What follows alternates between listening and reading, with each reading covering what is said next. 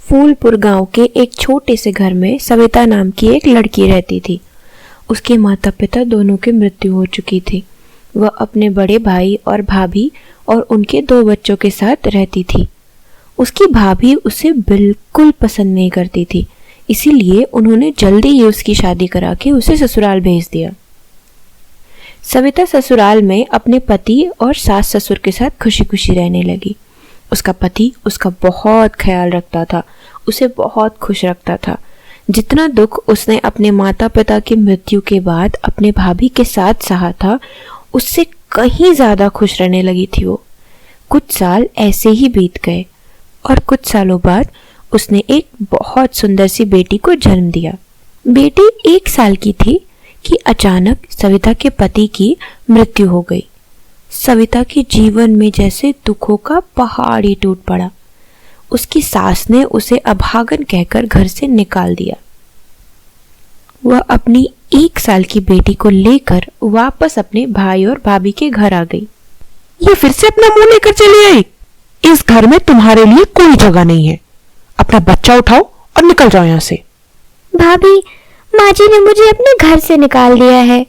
आप भी ऐसे बोलेंगी तो मैं कहाँ जाऊंगी? भैया समझाइए ना भाभी को। सविता के भाई ने बहुत समझाया, तब जाकर वह उसे स्टोर रूम देने को तैयार हुई। सविता स्टोर रूम में गई तो वहां पर 2 पुराने बक्सों के अलावा कुछ भी नहीं था। उसकी बच्ची भूख से रो रही थी। उसकी भाभी ने खाना देने से बिल्कुल मना कर दिया था। उसने अपनी बच्ची को उस पुराने बक्से पे अपनी साड़ी बिछाकर जैसे तैसे सुला दिया और खुद सारी रात रोती रही। अगली सुबह उसने अपने भाई से बोला, भैया, अगर कहीं मुझे कोई काम दिला देते तो मैं अपना और अपने बच्ची का पेट पाल लेती। सविता, तुम्हारी भाभी ने मुझे मदद करने से साफ मना किया है और अगर मैंने तुम्हारी मदद करने की कोशिश भी की तो वह गुस्सा कर अपने मायके चली जाएगी। कोई बात नहीं भैया। सविता काम की तलाश में खुद गली गली भटकने लगी। उस कपकपाती ठंड में उसका हौसला और भी टूटता जा रहा था। उसे और उसकी बच्ची को बहुत ठंड लग रही थी। फिर उसे एक विचार आया, क्यों ना पास के जंगल से कुछ लकड़ियां इकट्ठा की जाए और उससे खुद को ठंड से बचाया जाए। फिर वह यही सोचकर पास के जंगल से लकड़ियां ले आई और आग जलाकर सड़क के किनारे बैठ गई। आग सेकने से उसे थोड़ा आराम मिला, पर उसे बहुत जोरों की भूख लगी थी।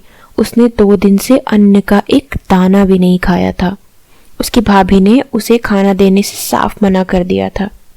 बैठे बैठे वह अपने हालातों के बारे में सोच रही थी और बहुत रो रही थी। तभी वहां पर ललिता जी आई। उसने उन्हें रोता हुआ देखा तो पूछ ही लिया, क्या बात है बेटी, क्यों रो रही हो? सविता ने अपनी सारी आप बीती उन्हें सुनाई। ललिता जी उन्हें अपने घर ले गईं, उन्हें पेट भर के भोजन कराया और गर्म कपड़े भी दिए। फिर उन्होंने सविता को समझाया, सविता, इस हालात से दुखी होकर या डर कर कुछ नहीं होता। तुम्हें इसका सामना करना सीखना होगा।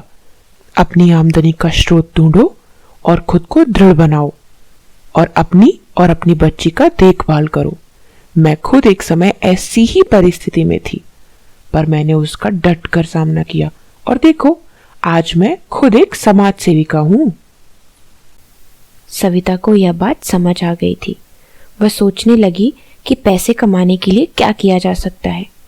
तभी आग सेकते सेकते उसे विचार आया, शहर में तो लकड़ियां मिलती ही नहीं, तो क्यों ना जंगल से लकड़ियां लाया जाए और शहर में उसे बेचा जाए। यही सोचकर अगली सुबह वह जंगल चली गई और वहां से 2-3 गट्ठर लकड़ियां ले आई और उसे लाकर शहर में बेच दिया।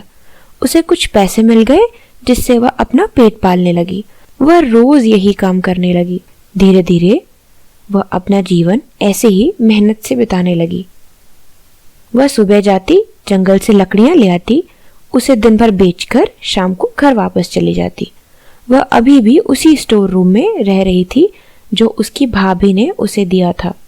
उसकी भाभी को यह सब देखकर बहुत ईर्ष्या होती थी। वह